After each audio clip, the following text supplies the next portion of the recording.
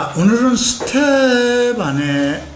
스테반과 막달라 마리아를 좀 살펴보도록 하겠습니다. 교재 18쪽이 되겠죠. 스테반에 대한 거는 사도행전에서만 언급되는 사람입니다. 빌립 안 했어? 진짜? 그랬구나. 맞다. 자, 오늘은 빌립, 스테반, 그 다음에 막달라 마리아에 대해서 살펴봅니다.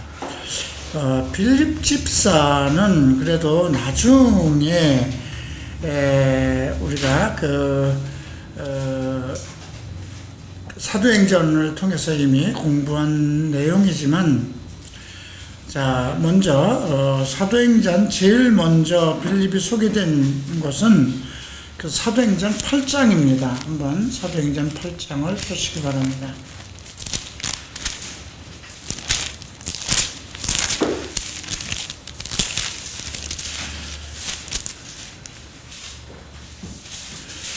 사도행전 8장 5절에서 원래 6장에서 소개가 되고 있죠. 6장 5절에서 보면 온 무리가 이 말을 하여 기뻐하여 믿음과 성령이 충만한 사람 스테반과 또 빌립과 브로고로와 니가노르와 디몬과 바메나와 유대교에 입교한 안디옥 사람 골로라를 택하여 사도들 앞에 세우니 사도들이 기도하고 그들에게 안수하니라. 이제 집사 선임을 했습니다. 이제 초대교회에 문제가 생기기 시작했어요. 왜냐하면 많은 사람들이, 이방인들이 오는데 사실 먹을 것이 없어요. 그러니까 교회에 들어와서 다 밥을 먹게 돼 있어요. 그런데 그 식탁을 준비하는 일을 거의 헬라 쪽에서 들어온, 그러니까 이방 생활을 하다가 헬라 지역 속에서 살던 이방인들이 이제 거의 다 예루살렘에 있는 초대교회에서 거의 식탁 봉사를 합니다. 그들이 전부 다 그런 일을 하게 되니까, 그리고 이제 시부리 사람들은 이제 그 사람들이 다 하면 우리 시부리 부인들은 나름대로 그러니까 텃세를 한다고 그럴까요? 아무 일도 하지 않고 있는 거예요. 그러다 보니까 그들 중에 마찰이 일어났어요. 이게 초대교회에서 일어났던 두 번째 문제죠. 첫 번째 문제가 뭐예요? 앞에서 언급되었던 삽비라와 아나니아의 문제예요. 삽비라와 아나니아는 교회 안에서 내가 명예를 얻어야 되겠다. 왜냐하면 앞에서 바나바가 자기의 있는 땅을 전부 다 팔아서 드러냈어요. 교회에다 갖다 내니까 정말 그 사람을 존경하게 되었거든요. 그러니까 자기 땅도 좀 팔아서 자기가 교회 안에서 존경받는 사람이 되어야 되겠다 해서 그 마음을 먹고 공표를 했는데, 막상 팔고 나니까 돈이 아까워서 일부를 감추고 일부만 갖다 내게 됐죠. 그걸로 인해서 두 부부가 다 죽임을 당했어요. 그러니까 부태여 그러한 걸로 인해서 하나님께서는 왜 아나니아와 삽비라를 죽게까지 하셨을까? 조금 가혹하지 않을까? 우리는 그렇게 생각할 수 있어요. 그러나 초대교회예요. 초대교회에서 그런 것들이 만연되면 사람들이 교회 안에서 어떤 재물이나 이런 걸로 존경받는 존재가 되고자 하는 그런 것을 처음부터 아주 싹을 끊어낸 것이라고 이렇게 생각하면 됩니다. 두 번째가 이제 아까 얘기했던 헬라파 유대인들과 유대 시브리파 부인들의 서로 다툼이 일어난 거예요. 왜냐하면 사람들이 많이 몰려오니까 그 식탁을 이제 공개하는 거, 그 사람들 다 밥을 먹여야 되잖아요. 그러다 보니까 이제 사도들도 그 일에 빠진 거예요. 엄청난 사람이 오니까 사도들도 그런 일에 이제 빠지게 되죠. 그래서 6장 1절 보면 그때 제자가 더 많아졌는데 헬라파 유대인들이 자기의 과부들이 매일 구제에 빠짐으로 히브리 사람을 원망하니 12사도가 모든 제자들을 불러 이르되 우리가 하나님의 말씀을 놓고 제쳐놓고 접대를 공개하는 것, 그러니까 봉사하는 거죠. 일삼는 것은 마땅치 않도다 하니, 근데 여기 보면 6장 1절에 보면 그때 제자라고 그랬어요. 그러니까 성도라고 그러지 않고 제자가 늘어났다는 건 말씀을 배우러 오는 사람들이 많았다는 거예요. 우리가 사도행전 앞에서 보면 하루에 3,000명씩을 다 했다고 그러잖아요. 그러니까 그 엄청난 많은 사람이 저녁마다 모여서 성경 공부를 하게 되는데 그들을 밥을 먹여야 되잖아요. 그러니까 정말 그 사도들도 그 일에 사실 빠져버리게 되는 거죠. 그래서 말씀을 제쳐놓고 접대하는 일을 우리 교회가 지금 사도들까지도 다 나서서 이 일을 하는 것은 합당치 못하다. 그래서 너희 중에 성령이 충만한 사람 7사람을 선택하라. 그러면 우리가 그들에게 맡기고 우리는 오로지 기도하는 일과 말씀 사역에 힘쓰리라. 그렇게 해서 선택한 사람 중에 하나가 이제 오늘 우리가 살펴볼 빌립 집사하고 스테반입니다. 자, 여기서 우리가 좀 짚고 넘어가야 할 문제는 초대교회에서 두 가지 발생된 문제. 하나는 어떤 재물로 권위를 살려고 하는 그런 악한 마음이죠. 그러니까 이게 사탄이 역사한 거예요. 두 번째는 교회가 말씀과 기도하는 것을 제쳐놓고 막 엄청난 많은 사람들을 선교하고 받아들여서 그들을 돌보는 일, 봉사죠. 공개라고 되어 있는데 여기서는 지금 그 접대라고 되어 있어요. 이것이 사탄의 책략 중에 첫 번째, 두 번째 책략이에요. 교회가 교회의 본연의 일을 하지 못하게 하는 것.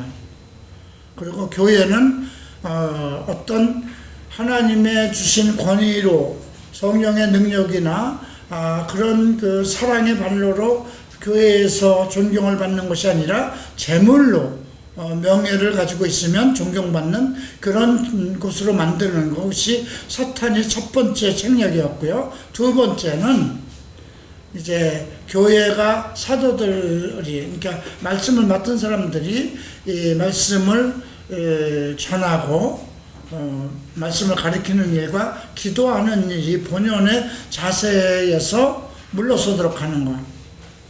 자, 이런 일이 마가복음 1장에서도 나타났어요. 그죠? 예수님이 이제 귀신을 설교를 하러 갔는데 귀신이 나타났어요. 그죠? 귀신 들리는 사람이 나타났어요. 귀신을 쫓아냈어요. 그러고 났더니 이제 가는 곳곳마다 사람이 막 몰려들고 병든 사람과 귀신 들리는 사람들이 와요. 그래서 예수님이 그들을 다 쫓아냈어요. 이게 엄청난 사람이 새벽부터 몰려오는 거예요. 근데 예수님은 이제 그 문제를 가지고 새벽에 이제 기도하러 올라갔죠. 그때 이제 베드로와 다른 제자들이 와서 지금 사람들이 백설치듯 하는데 주님 가보셔야 되지 않겠습니까? 근데 예수님께서는 딱 거절하시죠. 우리가 다른 마을에서도 전도를 하여야 되리니 우리가 다른 마을로 가자. 거기서도 내가 전도를 해야 되리니 내가 이것을 위하여 왔다. 복음을 전하기 위해서 온 거지. 근데 이게 주객이 바뀌면 안 되는 거잖아요. 교회가. 예, 내가 교회 갈보리집을 사역을 하면서 동성애 사역을 나서서 그것이 주 사역이 되어야 되겠어요. 여러분들에게 교회를 말씀을 가리키는 일이 주 업무가 되어야 되겠어요. 그죠? 병을 고치고 뭐 그런 일은 하나의 부가적인 일이에요. 그죠? 지금 예수님 때에도 똑같은 문제가 일어났는데 초대교회 때에도 똑같은 문제가 일어났던 거예요. 그때 세운 사람이 이제 빌립 집사 중에 하나고요.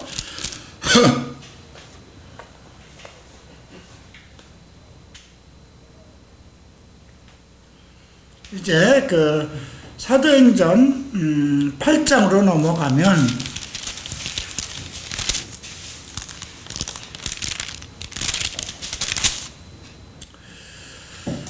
원래 이제 사도행전 순서로 보면 스테반이 먼저 돼야 되는데 사도행전 8장 1절에서 이제 그 사울은 그가 죽임당함을 마땅히 여겼다라는 것은 앞에서 스테반이 죽인 거죠. 스테반이 죽음에 대해서 이제 바울이, 여기선 사울이라고 그러지만 보증을 쓴 거죠. 그래서 그 건으로 인해서 예루살렘에 큰 이제 소요가 일어났습니다. 박해가 일어났습니다. 그 박해가 일어나니까 그 사마리아, 그 예루살렘에 있는 사람들이 유대나 사마리아로 흩어지죠. 그러니까 교회가 이제 더 이상 집회를 하지 못할 정도가 되어버리니까 그래서 이제 빌립은 사마리아 성으로 갑니다. 그러니까 사마리아도 원래 북이스라엘권에 들어가 있던 그 북이스라엘의 수도였어요.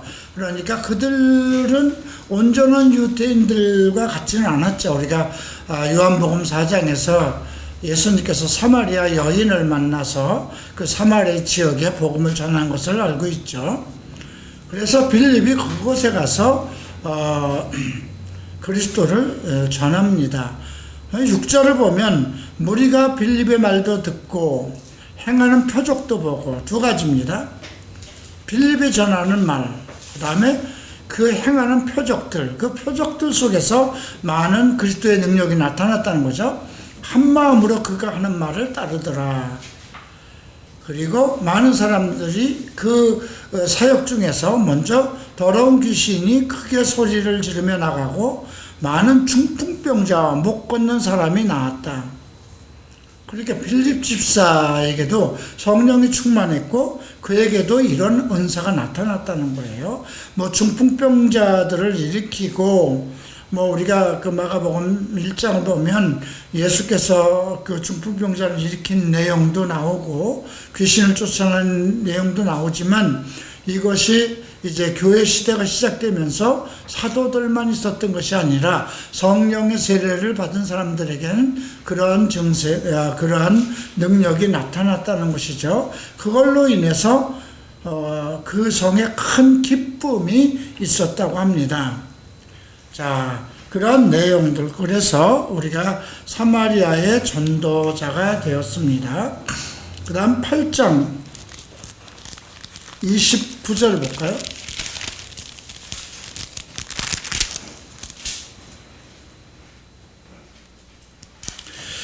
이것은 이제 근데 그 어떤 일이 일어났냐면 그곳에 말씀은 그러니까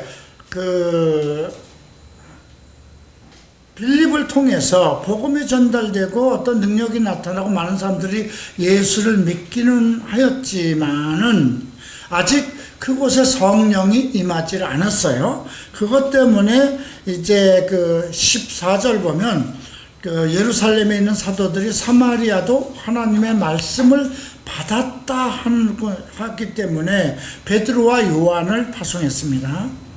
그 이유는 말씀을 받았지만 그들에게 성령의 세례가 임하지 않았어요.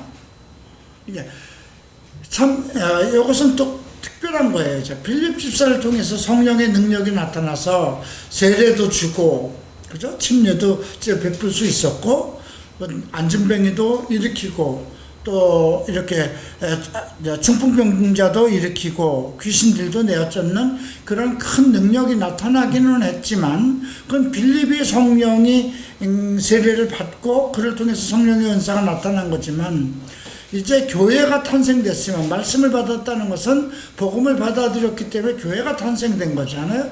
교회가 탄생되면은 반드시 거기서 제자가 나타나야 되는 거예요. 아까 우리가 그 6장에서는 제자가 점점 많아진다고 그랬잖아요. 초대교회에. 교회는 제자와 관련되어 있는 거예요. 그런데 아직 그 제자 운동이 일어나지 않으니까 베드로와 요한이 간 거죠. 그래서 그들이 그들을 위하여 성령 받기를 기도하니 그들에게는 아직도 한 사람에게도 성령이 내린 일이 없고 예수 이름으로 세례만 받을 뿐이라고 이렇게 기록되어 있습니다. 자, 그랬는데 이제 25절을 보면 특별한 일이 나타납니다.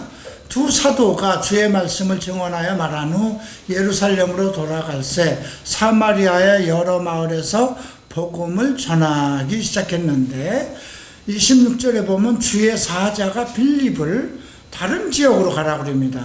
남쪽에 있는 예루살렘에서 가서로 내려가는 길까지 가는 광야로 내려가라 그럽니다. 사실 사마리아에서 부흥을 일으켰던 거는 그 빌립이잖아요. 그런데 정말 사도들이 와서 그들에게 성령을 내리게 하셨고, 성령이 내렸다는 건 뭐예요? 성령 세례를 통해서 그들 중에 이제 교회를 이끌어갈 지도자가 나타났다는 거예요. 그러니까 빌립 집사도 이제 초대교회 안에서 성령 세례를 받은 그 믿음이 충만한 사람이었잖아요. 그런데 빌립이 전도한 사마리아에도 이제 그들이 빌립을 통해서 말씀을 받기 시작한 이후에 베드로와 요한이 가서 성령 세례가 있기를 기도하니 성령이 그들에게 임했다는 거예요. 이제는 그들 속에서도 그리스도의 제자가 나타나는 것이죠. 그때 이제 빌립을 주의 사자가 예루살렘에서 다른 지역으로 가라 그럽니다. 그래서 내려가 보니까 이디오피아 여왕 간다케의 국고대리인 내시가 예배하러 예루살렘에 왔다가 내려가는 길에 있었습니다. 그때 이제 29절 보면 성령이 빌립더러 이른다고 그러죠. 지금 26절에서 보면 주의 사자라고 했어요. 근데 29절에서 보면 성령이라고 그래요. 뭐가 다를까요? 앞에서 주의 사자라는 건 어쩌면 베드로나 요한이나 아니면 그들 중에 성령 세례를 받은 사람이 그리스도에게 어떤 계시를 받아서 그 빌립에게 얘기한 것으로 이해를 하면 되겠죠. 그래서 이제 혼자서 그 광야로 내려갔는데 마침 그 4시에 마차가 지나갔는데 그가 이사야의 글을 읽고 있었다는 거죠. 근데 이제 성령이 빌립더러 수레로 가까이 나가라 그럽니다. 사실은 엄청난 그 나름대로의 어떤 지위 하나의 그 여왕의 내시가 거기까지 왔을 땐 큰 어떤 그 행렬을 이루고 있죠. 그러니까 가까이는 보통 사람이 갈 수 없는 그런 상황인데 성령이 얘기를 해서 이제 빌립이 달려가서 이제 그가 이사야 글을 읽는 걸 보고 당신이 그 길을 읽고는 있는데 깨닫느냐 이렇게 물었죠. 그랬더니 지도해 주는 사람이 없으니 어찌 깨달았겠느냐. 그래서 이제 빌립을 태우고 같이 이제 앉아서 빌립이 그 성경 구절을 가지고 이제 설명을 합니다. 그 설명을 듣던 중에 34절 보면 그 내시가 빌립에게 내가 묻노니 선지자가 이 말을 한 것, 이사야 선지자죠. 누구를 가리킨 거냐? 자기를 가리킨 거냐? 타인을 가리킨 거냐? 이렇게 묻습니다. 그러니까 빌립이 입을 열어서 이 글로 시작해서 예수를 가리킵니다. 그 당시 구약밖에 없잖아요. 그죠? 그러니까 우리가 누가복음 24장에서도 그 예수님께서 엠마오로 가던 그 두 제자에게 모세의 글로 시작해서 그 그리스도의 말씀을 가르쳤다고 그랬죠. 그래서 그들이 말씀을 들을 때 우리가 가슴이 뜨거워지지 않았느냐 이런 기록이 있었어요. 그래서 그 이제 그 이사야서를 시작으로 해서 예수를 가르쳤죠. 그랬더니 그 가가 내시가 그럼 나도 이제 어디까지 가르쳤을까요? 요한의 세례, 성령의 세례, 이것까지 아마 가리켰겠죠. 그랬더니 그가 이제 내가 세례를 받을 수 있느냐, 그래서 세례를 줍니다. 자, 그리고 39절에 보면 둘이 물에서 올라올 때 세례를 주고 올라오는데 주의 영이라고 그랬습니다. 그리고 지금 인도하는 자가 다 달라요. 그죠? 주의 사자라고 그랬고 29절에서 26절에서 그 다음에 29절에서는 성령이라고 그랬고 또 여기서는 주의 영이라고 그랬어요. 사실은 같습니다. 그죠? 사람을 통해서 빌립에게 전달해서도 주의 사자, 그에게 주의 영이 말씀하신 것이고 성령으로 말씀을 하신 것인데, 근데 우리가 이 부분을 이렇게 좀 생각해 볼 여지가 있죠. 내게 어떤 사람이, 주께서 어떤 사람을 통해서 내게 어떤 말을 하셨을 때 내가 어떻게 받아들일 수 있느냐 이거예요. 그 사람이 주께서 하신 말씀인지 아닌지를 어떻게 알 수 있느냐. 이건 그 사람의 믿음의 관계이기도 해요. 신뢰의 관계이기도 하고요. 나는 처음에 예수를 믿을 때부터 그 내 앞에 세운 목사들에 대한 절대적인 그 순종심 같은 것이 있었어요. 처음 이태원에서부터. 그래서 조영기 목사에 대한 것도 그렇고, 조영기 목사를 만나기 이전에 우리 지역을 담당하던 그 목사에 대해서도 그렇고, 그들이 말하는 것에 대해서는 상당히 신비하게 생각했어요.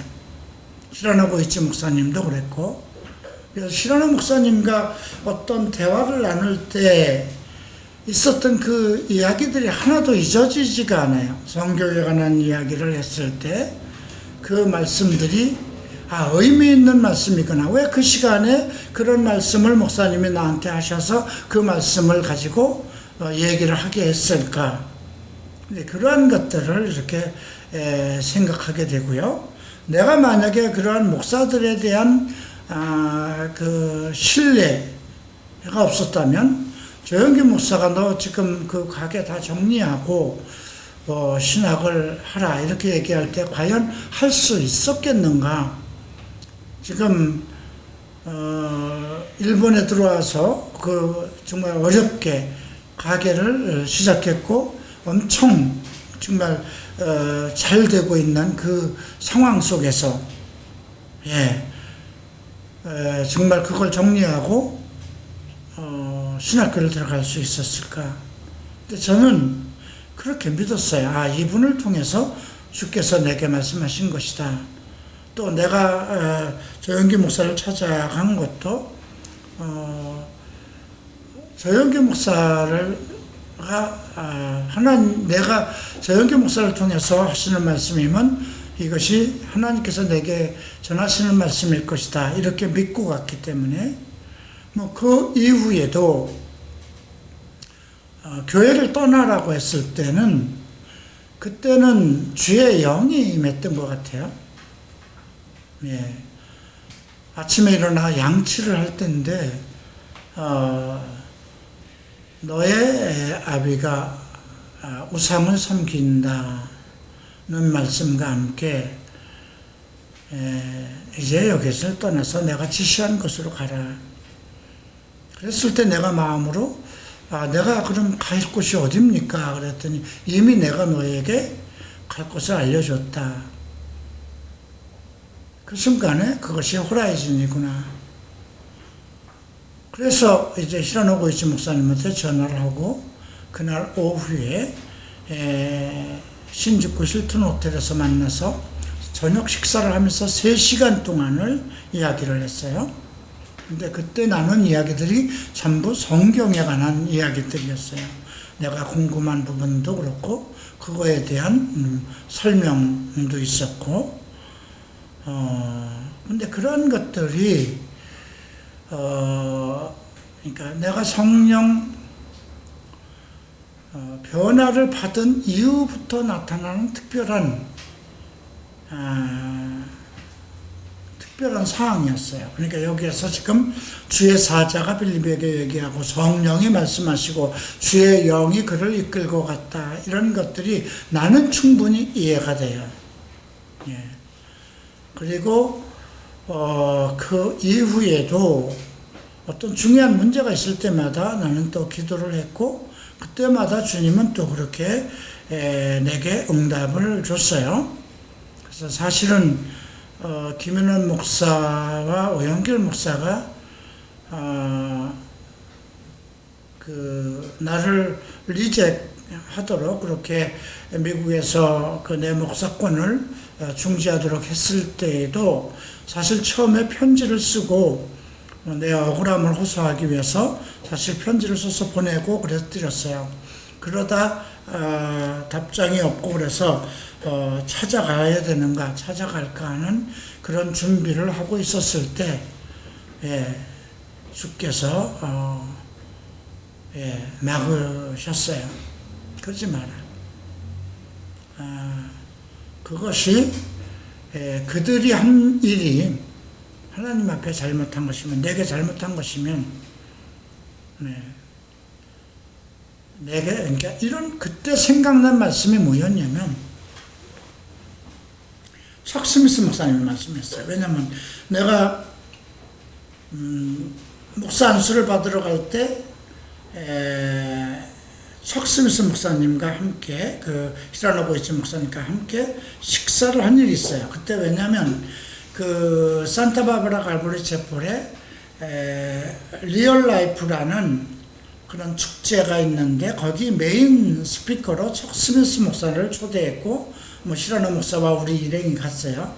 근데 산타바바라의 공항에 척 목사님이 이제 자기 그 전용 비행기로 오시는데 그 전용 비행기를 처음 타는 것이래요.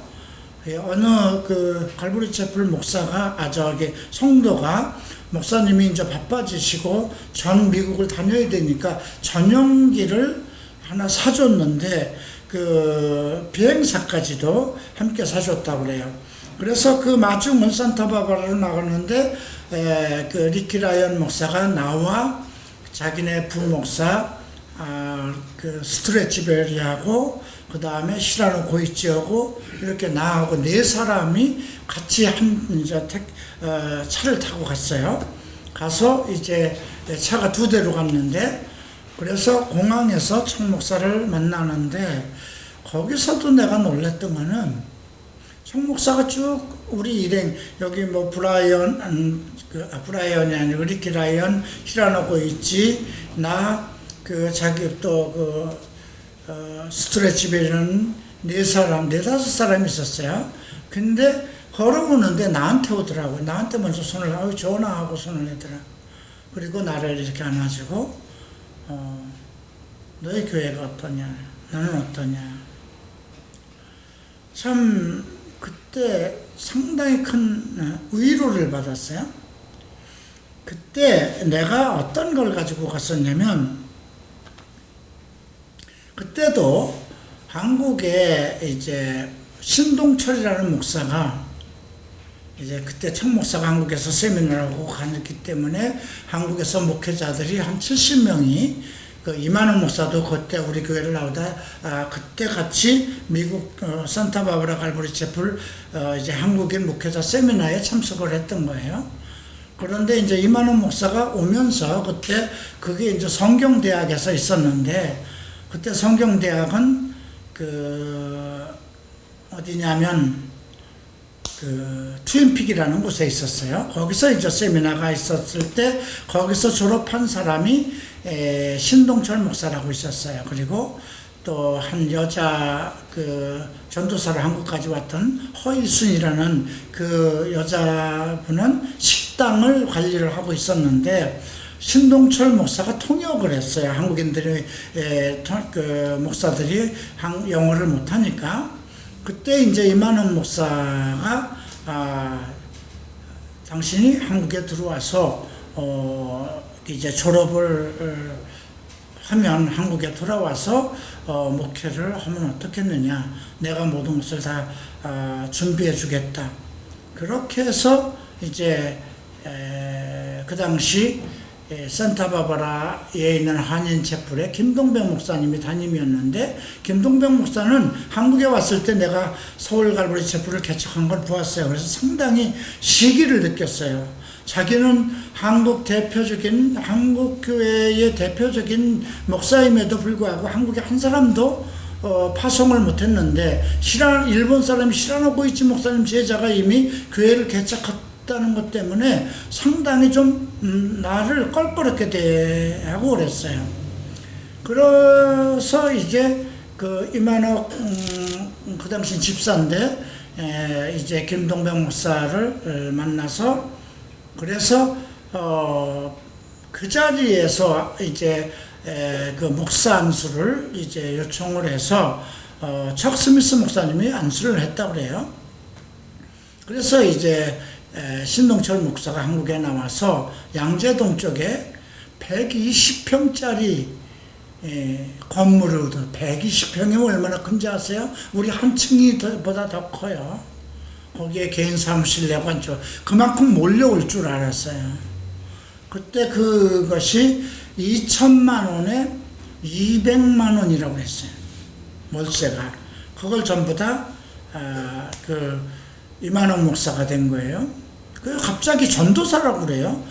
우리 교회에 한 6개월 동안 나오다가, 집사로 나오다가 그 미국을 갔는데 안 오더라고요. 그러더니 신동철 목사라는 사람이 들어오면서 갑자기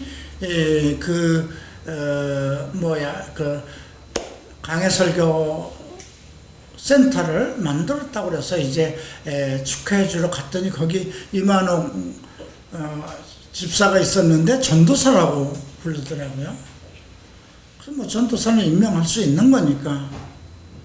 이제 그런 사항이 있었는데, 문제는 그게 이제 내가 목사 안수를 받기 전에 있던 사항이에요. 이제 그래서 이제 어떤 문제가 일어났냐면, 신동철이가 나에 대해서 이현아 목사는 누군지 모르겠다. 우리 갈보리 채플 사람은 아니다. 순복음 생활을 했다는데 뭐 시라노 고이치 목사님의 제자로 안수를 받았다는데, 사실 호라이즌 채플은 갈보리 채플이 아니고 다르다. 이렇게 좀 얘기를 해서 그것이 신문에 났어요. 어떤 월간지에 나왔어요. 근데 이제 나에 대한, 갈보리 채플에 대한 정체성에 문제가 생기는 거잖아요. 나에 대한 문제도 그렇고. 그래서 그거를 그때 편지로 써서 내가 갈보리 채플로 부름을 받은 것이 아니냐. 나는 갈보리 채플 성경대학을 공부하지 못했고 나오지 않았기 때문에 나는 갈보리 채플 사람이 아닌 것이냐, 그것을 묻는 질문서를 가지고 갔어요. 그래서 시라노 고이치 목사님한테 먼저 보여줬더니 잘됐다. 오늘 그 장소에 가면, 이제 시라노 고이치 목사님은 그걸 리키 라이언에게 보이고, 리키 라이언이 나를 안수한 거잖아요. 그리고 내가 안수증을 받으러 간 거니까, 리키 라이언은 이미 한국에 와서 내가 교회를 개척한 상황을 보고 갔고, 그것이 1월 달에 왔었는데, 내가 5월 달에 이제 안수를 받으러 간 거고, 이제 그런 이제 상황 속에서 그 편지를 보고, 이제 청목사를 만나면 그때 드리라. 그래서 이제 우리가 그 식사를 하는데, 그 자리에서 내가 척 스미스 목사님한테 그 편지를 주고, 일본말로 내가 얘기하고 시라노 고이치 목사님이 통역을 했어요. 근데 척 스미스 목사님이 그 내용을 다 읽더니 접어서 자기 주머니에다 넣고, 이제 그게 나중에 김동백 목사한테 또 전달이 된 거예요.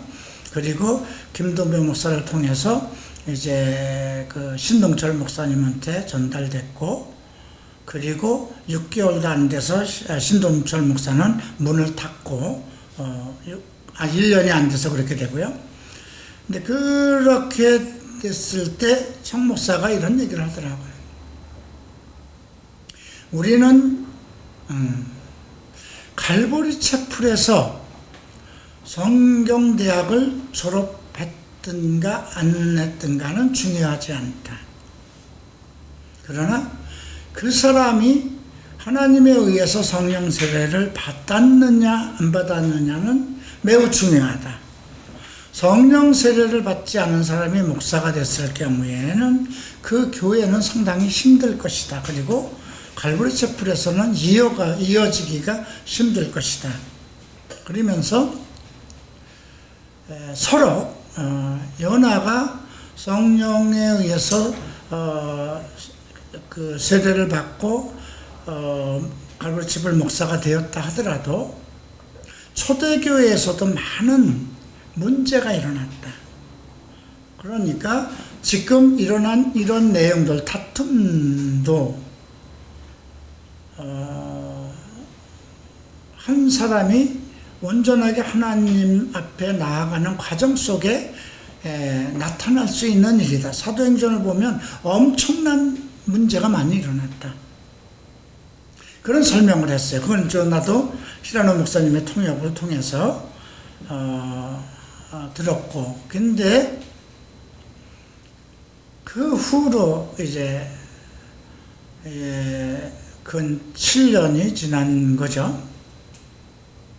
5, 6년 지난 후에 이제 김인원 목사와 오영길 목사가 내 문제를 그렇게 만들어 놨을 때 편지로 보냈는데 답장이 없고, 그래서 미국 가서 이거에 대해서 청 목사에게 말씀드리고 릴키라이언도 만나고 해결을 보고 와야 되겠다. 그래서 그 당시 IMF 때가 돼서 우리 동생이 상당히 어려웠고 어떻게 돈을 만들 수 있을까, 이제 그런 준비를 하고 있는데 주께서 말씀을 하셨어요. 제가 가는 것이 맞겠습니까? 물었을 때 청 목사를 통해서 했던 말이, 이러한 과정도 너에게 필요할 것이고 내가 하나님에게 의해서 세움을 받은 사람이라면 그 모든 것을 하나님께서 설명해 주실 것이다. 네가 이해할 수 없는 그 모든 것까지도 하나님이 답하여 주실 것이다.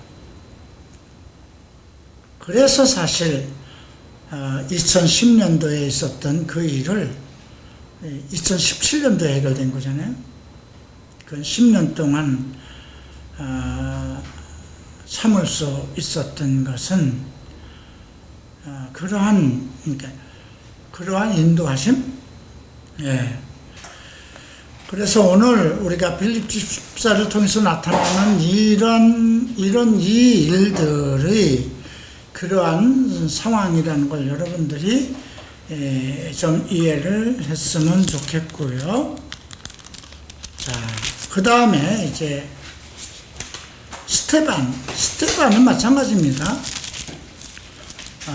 사도행전 6장에서 시작이 됩니다. 6장 5절, 6절에서 빌립이 이제 집사로 임명을 받는 것처럼, 그리고 이제 스테반의 설교가 나오죠. 근데 우리가 빌립과 스테반의 다른 점은 무엇일까요? 똑같이 집사로 받았는데 빌립은 전도자예요. 그런데 그 스테반은 뭘까요? 물론 순교자지만 설교자예요. 그래서 우리가 그 사도행전 7장 이 전장이 그죠? 제일 길어요. 60절까지 있어요. 이게 스테반의 설교였어요. 그리고 그 6장에서 보면 6장 10절에 보면 스테반이 지혜와 성령으로 말함을 그들이 능히 당할 수 없다고 그랬어요. 그 당시에 자유민이라는 사람들이 나오고 브레네인과 알렉산드리아 그 외부 그러니까 이방 지역에서 형성된 조금 신자유주의적인 그러한 그리스도인이라고 생각하면 돼요. 그들이 이제 자유민들이라고 그랬어요. 그들이 회당에서 들고 일어나면서 스테반과 논쟁을 하는 거예요. 그때 스테반이 지혜와 성령으로 말한다고 했잖아요. 하나님의 말씀을 전하는데 어떤 문제를 해결할 수 있는 지혜의 능력이 그에게 있었던 것을 우리가 알 수 있고요. 그래서 7장에서 이렇게 설교를 합니다. 근데 사도행전 6장 14절을 보면 그의 말에 이 나사렛 예수가 이곳을 알고 곧 모세가 우리에게 전하여 준 규례를 고치겠다 함을 우리가 들었노라 하거늘 이제 거짓 증인들이 서서 스테반을 모욕하는 거죠. 헌담을 하는데 공회 중에 앉은 사람들이 다 스테반을 주목하여 보니 그의 얼굴이 천사의 얼굴 같았다. 공회는 지금 종교 재판을 하고 있는 장소예요. 거기에는 믿는 제사장들, 예수를 믿었지만 엄청난 많은 제사장들과 서기관들과 장로들도 들어와 있고, 그런데 지금 앞에서 그들과 다투던 이방인에서 온 그 사람들과 어떤 신학적인 다툼이 있었던 거예요. 그래서 그들이 이제 충동질을 하는 것이죠. 거짓 증인들을 세워서 이제 스테반이 율법을 거스려서 얘기했다는 그런 얘기를 그래서 14절에서 그의 말에 이 나사렛 예수가 이곳을 헐고 또 모세가 우리에게 전해준 규례를 고치겠다고 하는 것을 우리가 들었다. 모세의 율법 그런 거 다 바꿔야 된다. 이런 식으로 이제 스테반이 얘기했다고 모함을 한 것입니다. 그러면 그런 상황 속에서 정말 엄청난 많은 사람들 그리고 나름대로 상당히 유대교 안에서 권위 있는 사람들이었죠. 네, 그런 사람들이 주목하고 있는데 그의 얼굴이 천사와 같다고 했어요. 어떤 상황에서도 굴하지 않고. 근데 예수님께서도 이런 말씀을 하셨어요. 너희가 공회에 끌려갈 때에 그때에 너희가 무슨 말을 할까 미리 준비하지 마라. 주의 성령이 말하게 하실 것이라는 거죠. 그 공회에 끌려간다는 것은 종교적인 재판을 받을 때에 라는 뜻이에요. 근데 여기에 그의 얼굴이 천사와의 얼굴과 같았다. 이미 그런 것들이 사람들 보기에 나타났던 것이죠. 그리고 7장에서 이제 설교를 합니다. 7장 54절 보죠.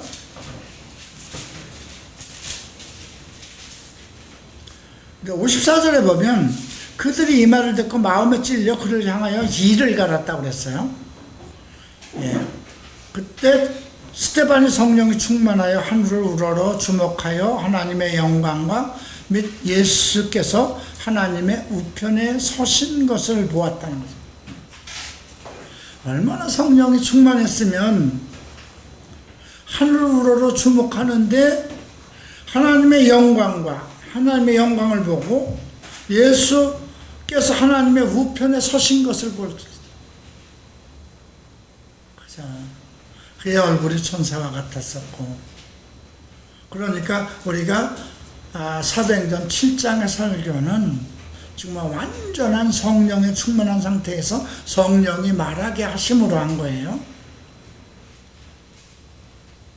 그런데 예수께서 하나님 우편에 서 있는 것을 봤다. 자, 그리고 하늘이 열리고 인자가 하나님 우편에 선 것을 보노라. 우편에 서신 것을 보노라 하는데 그래서 이제 돌로 쳐서 죽였고 58절을 보면 청년의 발, 이 청년이 누구냐면 바울이에요. 예. 그러니까 바울은 그때 이미 스텝이 된 거예요. 유대교의 스텝이 된 거예요. 그래서 이제 최초의 순교자가 되죠. 그들이 돌로 스테반을 치니 스테반이 부르짖어 이르되 주여 내 영혼을 받으시옵소서. 무릎을 꿇고 크게 불러 이르되 주여 이 죄를 그들에게 돌리지 마옵소서. 이 말을 하고자 하니라. 잤다고 그랬습니다. 예수님과 똑같이 순교를 당하면서 이 죄를 저들에게 돌리지 말아 주십시오. 참 놀라운 일이죠. 자, 이제 막달라 마리아에 대해서 하십시다. 상당히 흥미로운 거죠. 귀신 들린 여인, 7귀신이라고 그랬어요. 한 가지 귀신만 들어와도, 하나의 귀신만 들어와도 대단할 텐데 7귀신 들린 사람이라고 합니다. 왜 7이라고 그랬을까요? 우리가 마가복음 5장에서 군대 귀신이라고 그랬죠. 군대 귀신이 레기온이라고 그 귀신이 답했어요. 레기온이라고 내 이름이 뭐냐니까 레기온입니다. 이것은 우리가 숫자가 많기 때문입니다 그랬죠. 그리고 2,000마리가 되는 돼지 속으로 들어가서 돼지가 몰살할 정도의 파워십이 있었습니다. 그 특별한 얘기예요. 한 사람 속에 2,000 레기온, 그러니까 레기온은 군단 병력입니다. 그런 군대가 들어갈 수도 있다는 거예요. 근데 여기는 7귀신이라고 했어요. 근데 이것이 7귀신인지 저는 그렇게 생각했어요.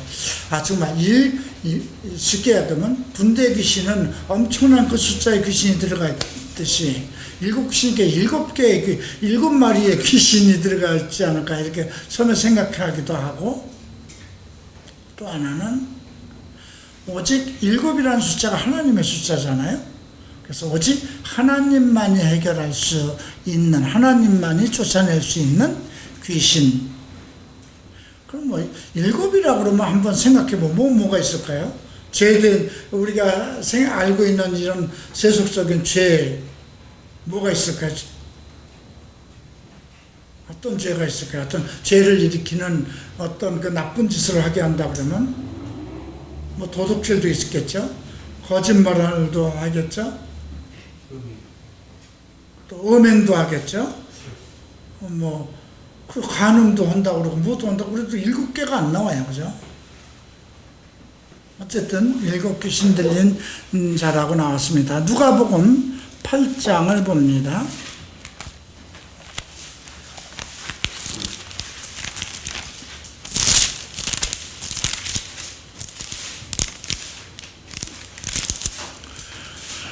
(8장에서) 이제 예수님께서 제자들과 함께 선교단을 꾸립니다. 8장 1절을 보면 그 후에 예수께서 각 성과 마을에 두루 다니시며 하나님 나라를 선포하시며 그 복음을 전파하실 때에 12제자가 함께 했어요. 먼저 그 다음에 또 악귀를 쫓아내신가 병 고침을 받은 어떤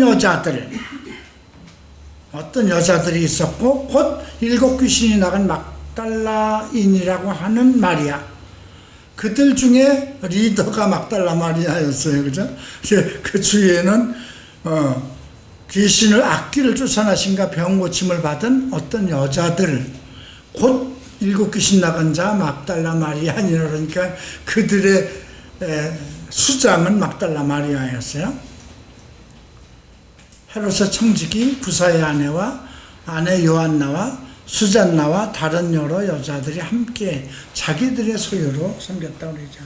자, 귀신 들린 여자들이 번 돈은 조상으로부터 받은 걸까요? 나쁜 짓을 해서 벌었을까요? 우리가 그 사도행전을 보면 빌립보를 바울이 들어가잖아요. 그런데 귀신 들린 그 전보는 여자가 있었어요. 그죠? 그 주인들에게 많은 이익을 주도록 전보는 귀신 들렸다고 그랬잖아요. 바울이 그걸 쫓아냈잖아요. 쫓아낸 후에 이제 그 빌립보 교회를 개척하는 한 일원이 되었어요. 근데 어쨌든 과거에 그들이 나쁜 짓을 해서 벌었던 돈이라도 그냥 돈은 돈이에요. 그죠? 돈에 귀신이 붙은 건 아니에요. 그죠? 근데 어쨌든 자기들의 소유로 그 선교단을 섬겼다는 말씀이 나옵니다. 그 다음 누가복음에서 나오는 말씀 중엔 24장 말씀은 나중에 하고요.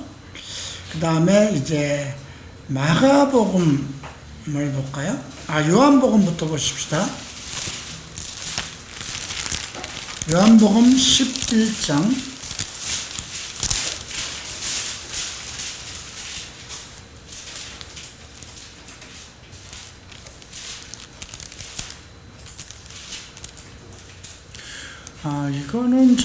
이거는 내가 잘못 선택한 거고, 여러분 노트에 19페이지에 확신 있는 신앙에서 요한복음 11장 21절부터 27절은 막달라 마리아가 아닙니다. 이건 베다니 마리아입니다. 그 내가 하다 보니까 이게 잘못된 게 몇 군데 있더라고요, 앞에서도. 이거는 아니에요. 근데 요한복음에서는 19장에 언급되어 있어요. 19장에 이제 예수님 십자가에 못 박혔을 때 19장 25절이죠.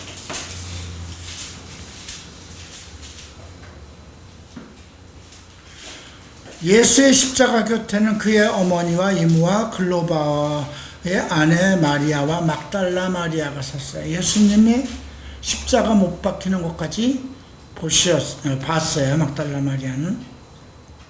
그리고 20장 1절에 보면 안식 후 첫날 예수님 십자가에 못 박히신 후에 아직 어두울 때, 새벽이죠, 막달라 마리아가 무덤에 와서 돌에 무덤이 옮겨진 것을 보았어요.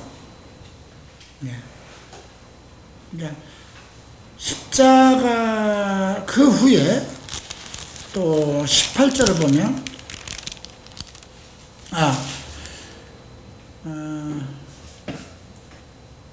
지금 천사를 만나죠.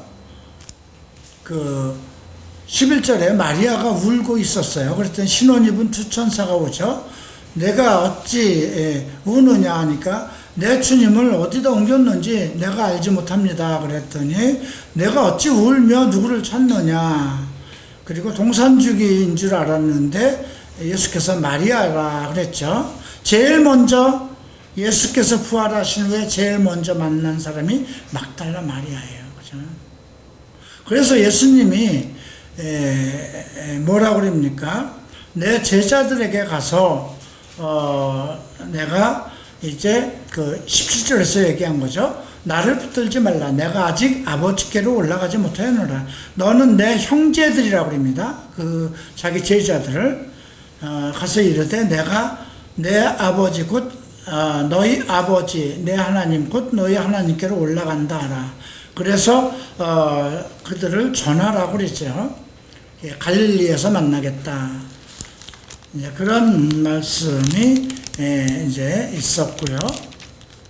그 다음에 마가복음을 보십시다. 마가복음 15장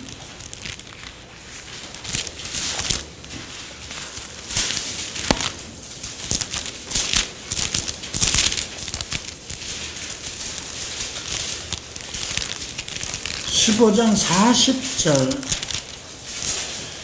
말씀을 보면 멀리서 보는 여자들, 아까도 설명되어 있었죠. 그 중에 막달라 마리아와 이렇게 여자들 중에 막달라 마리아가 언급되고 있고요.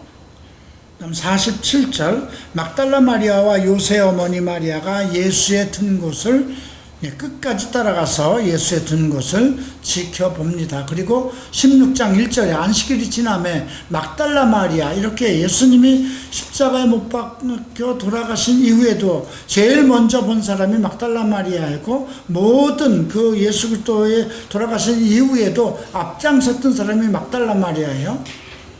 야고보의 어머니 마리아와 또 살로메가 거기서 예수에게 발을 위해서 향품을 사주었다고 그랬어요. 그리고 이제 예수님을 처음 봤는데 16장 9절을 보죠. 예수께서 안식 후 첫날 이른 아침에 살아나신 후 전에 7 귀신을 쫓아내어 주신, 그러니까 이 막달라 마리아는 7 귀신이 들렸던 게 맞아요. 그죠? 막달라 마리아에게 먼저 보이셨다는 거죠. 자기 제자들이 아니었어요. 그죠? 근데 먼저 보일 만큼 예수가 십자가에 못 박히는 도중에 곳에도 지켜보고 있었고, 그 향품을 예수님이 돌아가신 후에도 그 시체에 향품을 바르기 위한 그런 준비도 앞장서고 있었고, 예수님께서 선교단을 이끌 때에도 자기 제물로 섬기고, 그죠? 예. 그래서 먼저 보이셨다는 말씀이 나옵니다. 누가복음 24장을 봅니다. 뭐 같은 내용입니다만은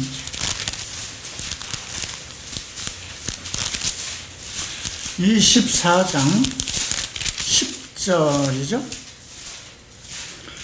가로가 나와 있어요.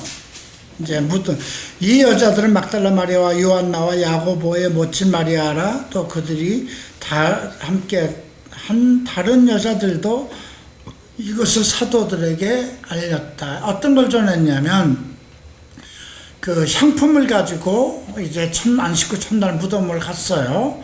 근데 근심할 때 천사들이 나타났어요. 그리고 예수는 여기 계시지 않다, 살아나셨다. 갈릴리 계실 때에 너희에게 어떻게 말씀하셨는지를 기억하라 그럽니다. 회상하라 그러죠. 인자가 죄인의 손에 넘겨 십자가에 못 박히고 3일에 다시 살아나리라 하셨느니라. 예, 그래서 그것을 이제 제자들에게 가서 언급하죠. 전달합니다. 막달라 마리아가 사도들에게 알립니다. 그걸로 인해서 이제 베드로와 요한이 달려가는 내용이 있습니다. 그런데 부활하신 것을 제자들은 믿지 않았다는 거예요. 그래서 그 25절에서 이르시되 미련하고 예수께서 그 식탁에 오신 거예요. 왜냐하면 지금 이런 말씀이 위에 있어요. 그 22절 보면, 또한 우리 중에 어떤 여자들, 막달라 마리아를 표하면 그 여자들이 우리를 놀라게 하였으니 이는 그들이 새벽에 무덤에 갔다가 시체를 보지 못하고 와서 그가 살아났다 하는 천사들의 나타남을 보았다 하였다. 그런데 그래서 우리들 중에 두어 사람이 무덤에 여인들이 얘기한 것처럼 찾아갔지만 예수는 보지 못하였다. 이렇게 얘기를 했어요. 그 상황을. 그랬더니 예수님이 미련하고 선지자들이 말한 것을 마음에 더디 믿는 자들이요, 그리스도가 이런 고난을 받고 영광에 들어가야 할 것이 아니냐. 마가복음 16장에서는 마음이 완악한 것을 책망하셨다고 그랬죠. 예. 이런 내용들이 언급되어 있습니다. 그 후에 좀 재미있으려면 사도행전 같은데 막달라 마리아가 무엇을 했을까, 이런 것들이 좀 나와야 되지 않아요? 그러니까 무슨 마리아 행전이라도 나와야 되는데, 지금 마리아 행전은 사랑의 교회에서 쓰고 있죠. 온누리 교회에서 쓰고 있나 그래요. 마리아 행전, 무슨 마리아 행전은 무슨 마리아 행전이에요. 성경에 사도행전밖에 없는데. 어쨌든 그 이후에 성경에 막달라 마리아와 이런 분들이 안 나와요. 예수 그리스도의 어머니 마리아의 이야기도 안 나옵니다. 예, 그들은 다 뭐 했을까요? 초대교회 성령 세례가 임하는 때, 그때까지만은 나와요. 그죠? 그 120문도가 모여서 기도하고 있었다고 했던 것이 사도행전에서 1장에서 언급되고 있으니까, 거기에 물론 110명 속에 막달라 마리아나 이런 사람들도 다 포함됐을 거라고 생각을 합니다. 어쩌면 뭐 다 글쎄요, 여자들도 순교를 당했는지 어쨌는지 모르겠지만 초대교회의 속에서 엄청난 헌신과 이런 일을 했겠죠. 여인들이 사도들 속에서 나오는 것은 요한 2서인가요?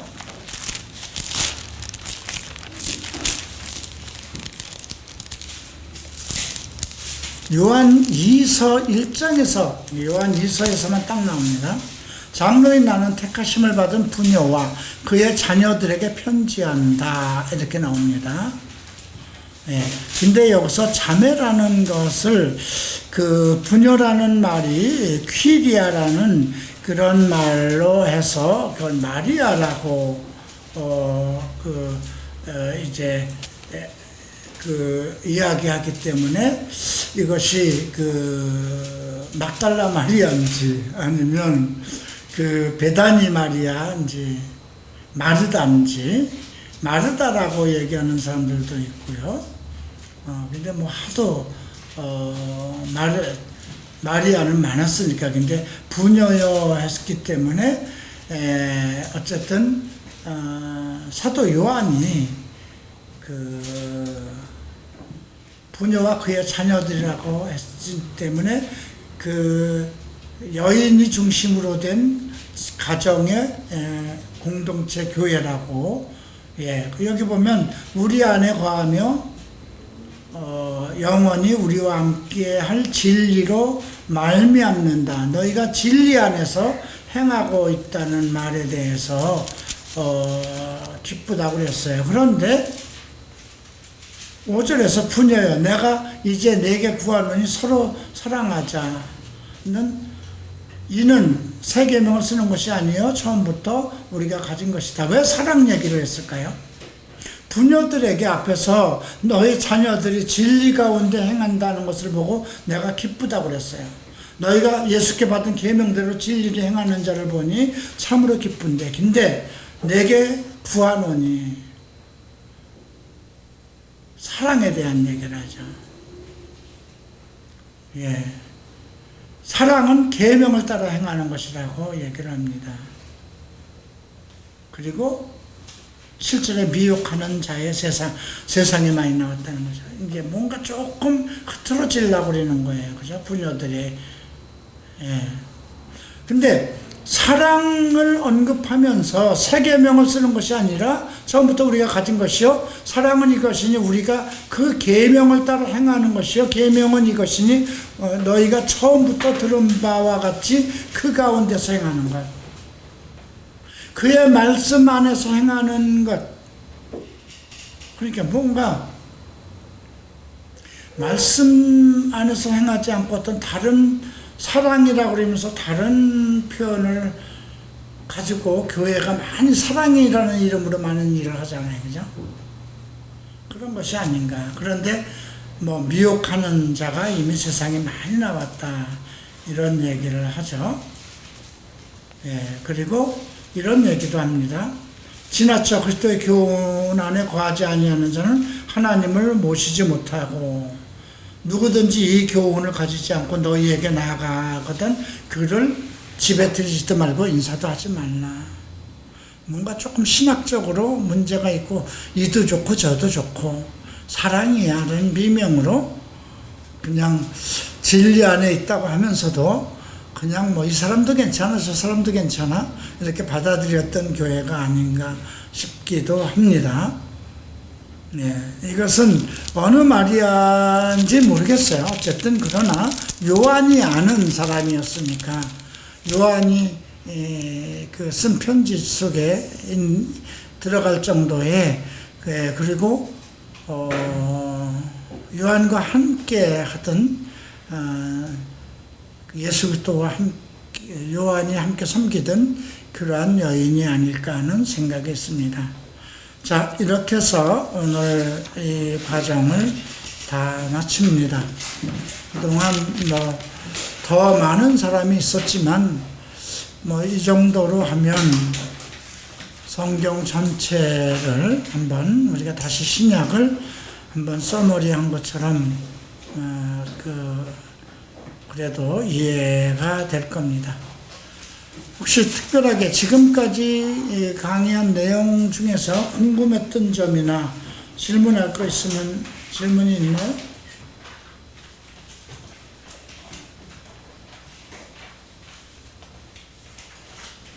다음 주부터 뭐 하지? 다음 주부터 놀까? 뭘 또 구약으로 가. 구약 수요일 날 하는 것도 벅차 죽겠는데.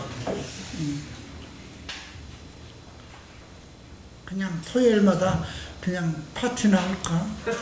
어? 매일같이 명훈이가 좋아하는 닭이나 잡고.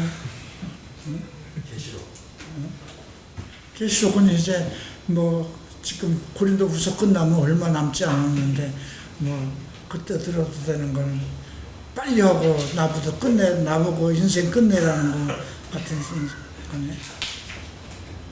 다음 주에 무엇을 또 할 것인지 기대해 보십시다. 기도합니다. 존귀하신 주님 감사합니다.